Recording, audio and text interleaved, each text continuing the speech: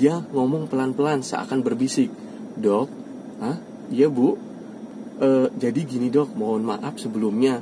"Hah? Kenapa bu? Ya gimana bu?" Saya gitu kan. "Kalau perawatan saluran akar itu bisa bikin saya kanker nggak?" "Hah? Kanker bu?"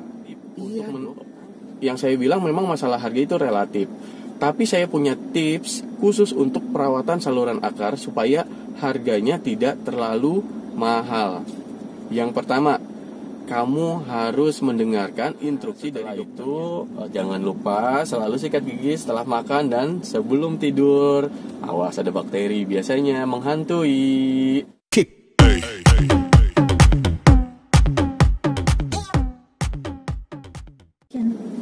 Assalamualaikum warahmatullahi wabarakatuh. Saya dengan Dokter Gigi Wawan. Seperti biasa, kita jalan pulang. Jalan pulang kali ini saya ingin membahas ada pasien ibu hamil yang mengeluhkan giginya berlubang.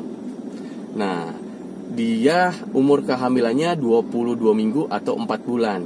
Sebenarnya dia tidak merasakan gigi berlubangnya itu, tapi setelah hamil, pada saat dia makan keras, trak, pecah katanya. Nah, saya periksa langsung pemeriksaan klinis, ternyata di mana gigi berlubangnya itu sudah ada karies yang sampai dentin, menuju ke saraf gigi hampir terbuka. Itu sangat sakit sekali. Nah, setelah itu saya menyarankan untuk perawatan saluran akar. "Bu, perawatan saluran akar ya?" "Oke dok."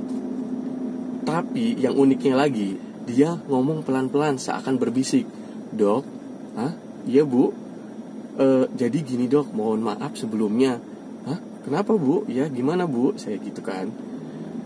"Kalau perawatan saluran akar itu bisa bikin saya kanker nggak?" "Hah? Kanker bu?" "Iya dok, kanker. Kantong kering." Di situ ya lucu. Di situ ya saya langsung terkejut dalam arti lucu aja ngelihat ekspresi ibunya. Nah, menarik bukan kasusnya untuk dibahas kasusnya di sini. Nah, saya ingin membahas solusi untuk perawatan saluran akar gigi supaya tidak bikin kanker alias kantong kering. Oke, kita lanjut aja, silakan. Ini pasien pertama, Nyonya inisial DW, umur 25 tahun, tensinya 120/80. Keluhannya gigi berlubangnya sakit sampai kepala dok. Tapi saya sedang hamil 22 minggu. Apakah saya harus perawatan saluran akar pada gigi ini dok? Tapi maaf ya dok, kalau perawatan saluran akar itu mahal nggak ya dok? Saya takut kanker dok. Ya, itu kasus yang wajar ya. Bahkan itu memang hak pasien ya. Hak pasien menanyakan apa aja jenis perawatannya, termasuk hak pasien untuk menanyakan biayanya. Nah, di sini saya coba kasih solusi untuk kalian supaya perawatan saluran akar gigi itu tidak membuat kanker. Jadi gini, kalau untuk masalah harga sebenarnya relatif ya. Karena kalau bicara masalah harga, itu ada beberapa hal yang mempengaruhinya. Apa coba? Yang pertama, itu dokternya. Yang kedua, tempat dokter prakteknya di mana. Yang ketiga, ya bahan-bahan apa aja yang digunakan dokternya. Yang keempat, ya alatnya bagus apa enggak, teknologi canggih atau enggak, gitu. Yang kelima, ya kenyamanan kamu menunggu, kenyamanan konsultasinya, kenyamanan ketepatan dalam perawatannya, seperti itu. Semua itu bahan pertimbangan dari bicara masalah harga perawatan gigi dan mulut, gitu. Jadi kalau misalkan kamu memilih dokternya siapa, terus kamu yakin dokternya itu menggunakan alat bahan yang tepat, alat bahan yang bagus, terus pakai alatnya yang super canggih, terus pakai alatnya yang terbaru, terus suasana tempat ruang tunggunya nyaman, terus banyak fasilitas-fasilitasnya di situ, tempat parkir oke, tidak bikin kalian was-was pada saat parkir mobil atau parkir motor kendaraan kalian yang kalian pakai. Semuanya itu kalau misalkan sudah kalian pilih, berarti itu tandanya sudah sesuai dengan budget kalian terhadap pemeriksaan kasus-kasus yang kalian keluhkan gitu. Jadi harus mempertimbangkan semuanya gitu. Kalau misalkan pada saat periksa terus tiba-tiba kalian bilang mahal, tapi suasananya enak, dokternya nyaman, terus alat-alatnya bagus, bahannya terbaru, nah ruang tunggunya nyaman, fasilitasnya banyak, oke, enak. Nah, berarti itu semuanya worth it kan? Worth it tentang semua biaya perawatan yang kalian lakukan di tempat tersebut. Gitu. Ya, jadi yang saya bilang memang masalah harga itu relatif.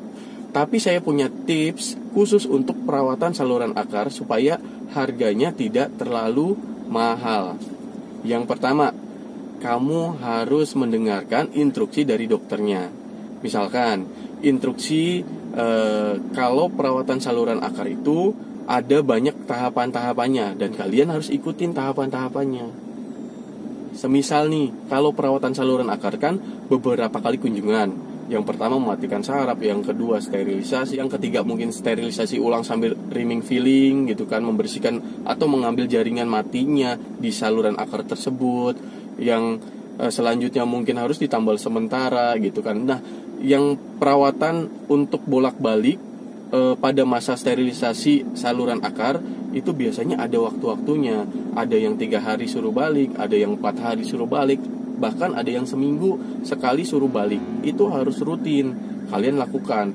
Kalau ada miss aja, misalkan minggu ini pakai bahan A, harusnya minggu depan kamu datang lagi sudah harus pindah ke bahan B, tapi kalian tidak datang, nah maka bahan sterilisasi perawatan saluran akar itu akan kembali ke A gitu. Jadi harusnya naik tak bertahap dan berurutan sesuai dengan langkah-langkah apa aja perawatan saluran akar gigi tersebut, supaya perawatannya berjalan dengan lancar dengan waktu yang telah ditentukan, sehingga biayanya tidak membengkak, supaya nggak jadi kanker kantong kering gitu.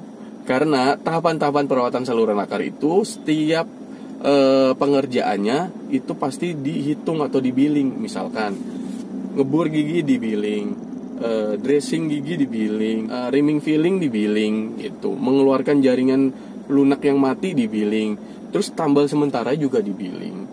Jadi semua langkah-langkah prosedur perawatan saluran akar itu ada billingnya. Nah, kamu harus ikutin. Lalu kamu jangan miss tuh. Biasanya kasus-kasus yang miss tidak datang minggu depan yang telah ditentukan dokter giginya, itu karena giginya sudah nggak ada keluhan, tapi masih ada tambalan sementara yang harusnya tambalan sementara itu digantikan. Nah, kamu datangnya 1 bulan kemudian, ya jelas ngulangin lagi. Nah, itu tipsnya supaya tidak mengulang bahan di awal. Jadi harus ikutin sampai benar-benar gigi tersebut akan ditambal permanen gitu. Terus tips yang kedua, setelah pengisian saluran akar akan ditutup bahan tambalan permanen. Nah, itu tanyakan ke dokter giginya, dok, gigi tambalan permanen saya menggunakan bahan apa nih dok? Bahan GI kah, bahan resin komposit kah, atau bahkan bahan logam? Bisa jadi pakai mahkota jaket. Nah, kalau misalkan pakai mahkota jaket, itu biasanya ada biaya tambahan karena terpisah perawatan saluran akar sendiri dan pembuatan prosedur mahkota jaket sendiri. Itu pilih yang menurut kalian pas untuk kantong kalian gitu, supaya tidak kanker. Nah, itulah solusi yang saya sebutin tadi, supaya pada saat perawatan saluran akar tidak bikin kantong kering.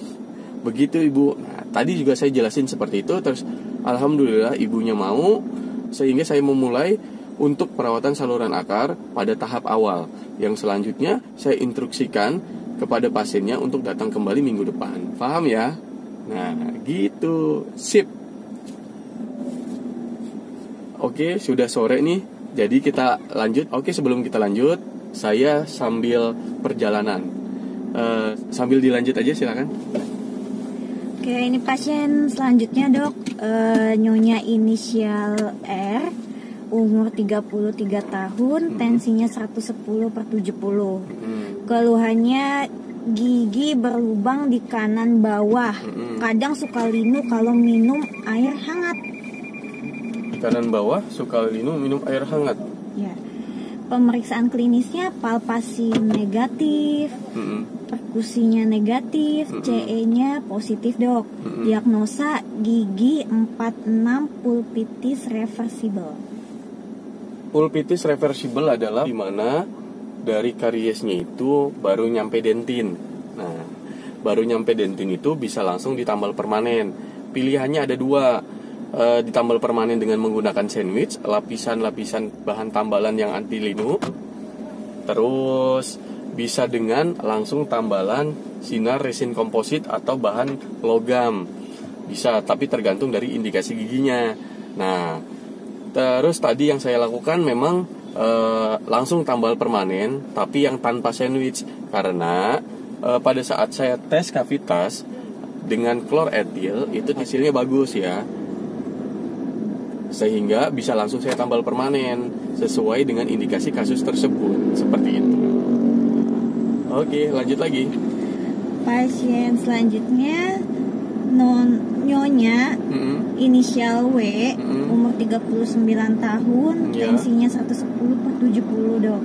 Keluhannya ingin perawatan saluran akar lanjutan. Pemeriksaan klinisnya palpasi negatif, perkusi negatif, CE-nya juga negatif, Dok. Diagnosanya gigi 47 non vital teeth. Gigi 47 non vital teeth itu berarti sudah kunjungan ke beberapa kalinya setelah devitalisasi. Ya, tahapan selanjutnya memang hanya mensterilisasikan dari kavitas tersebut yang sudah diambil saluran akar yang nekrotiknya.